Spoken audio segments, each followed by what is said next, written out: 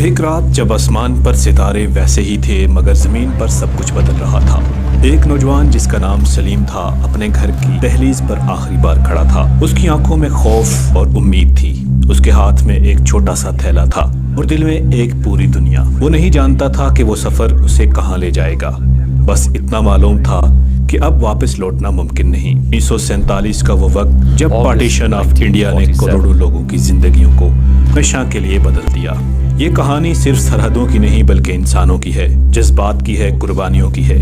اس سرزمین پر صدیوں سے لوگ ایک ساتھ رہتے آئے تھے، مختلف مذاہب، مختلف زبانیں، مگر ایک مشترکہ زندگی۔ مگر جب برٹش امپائر نے اپنی حکمرانی کے دوران اختلافات کو بڑھنے دیا تو یہ دراڑیں آہستہ آہستہ خلیج بن گئی۔ وقت کے ساتھ ساتھ آزادی کی تحریک زور پکڑتی گئی اور اس تحریک کو قیادت ملی مہاتما گاندھی، محمد علی جناح اور جواہر لال نہرو کی۔ مگر آزادی کے قریب آتے ہی حالات بگڑنے لگے، اعتماد ٹوٹنے لگا اور وہ رشتے جو برسوں سے قائم تھے ایک لمحے میں ختم ہونے لگے۔ پھر وہ فیصلہ آیا جس نے سب کچھ بدل دیا۔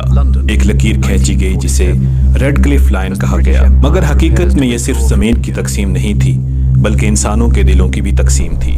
اعلان کے بعد ہر طرف افراتفری پھیل گئی، لوگ اپنے گھروں کو چھوڑنے پر مجبور ہو گئے۔ سلیم بھی ان لوگوں میں شامل تھا۔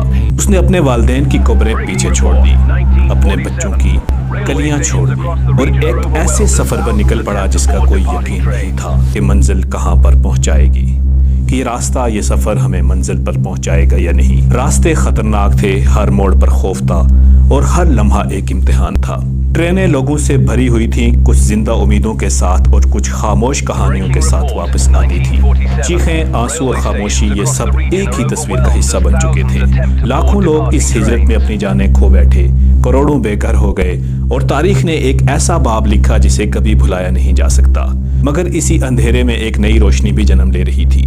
14 اگست 1947 کو پاکستان ایک آزاد وطن کے طور پر سامنے آیا اور اگلے ہی دن انڈیا نے آزادی حاصل کی۔ یہ لمحہ ایک نئی شروعات تھا مگر پرانے زخموں کے ساتھ۔ وقت گزرتا گیا، زندگی نے خود کو سنبھالا مگر سلیم کی کہانی ابھی بھی مکمل نہیں ہوئی تھی۔ برسوں بعد جب وہ ایک نئے شہر میں اپنی چھوٹی سی دکان چلا رہا تھا اور اس کی آنکھوں میں اب بھی وہی پرانی یادیں تھیں، ایک دن اس کا بیٹا اس سے پوچھتا ہے، ابو ہمارا اصل گھر کہاں ہے؟ سلیم کچھ لمحے کے لیے خاموش رہتا ہے، پھر آہستہ سے مسکرا کر کہتا ہے، بیٹا گھر وہ نہیں ہوتا جو چھن جائے، گھر وہ ہوتا ہے جو ہم اپنے ساتھ لے کر چلتے ہیں۔ اس کی آنکھوں میں آنسو تھے مگر اس کے لہجے میں سکون تھا۔ اس نے سب کچھ کھو کر بھی جینا سیکھ لیا تھا۔ یہ ایک ایسی کہانی ہے جس سے ہمیں بہت بڑا سبق ملتا ہے کہ انسان ہر حال میں امید کو زندہ رکھ سکتا ہے۔ تاریخ کے یہ زخم ہمیں یہ سکھاتے ہیں، نفرت ہمیشہ تباہی لاتی ہے اور محبت ہی وہ واحد چیز ہے جو ہمیں جوڑ سکتی ہے۔ سلیم کی کہانی لاکھوں لوگوں کی کہانی ہے، ایک ایسی کہانی جو ہمیں یاد دلاتی ہے کہ سرحدیں بدل سکتی ہیں مگر انسانیت کو کبھی تقسیم نہیں کیا جا سکتا۔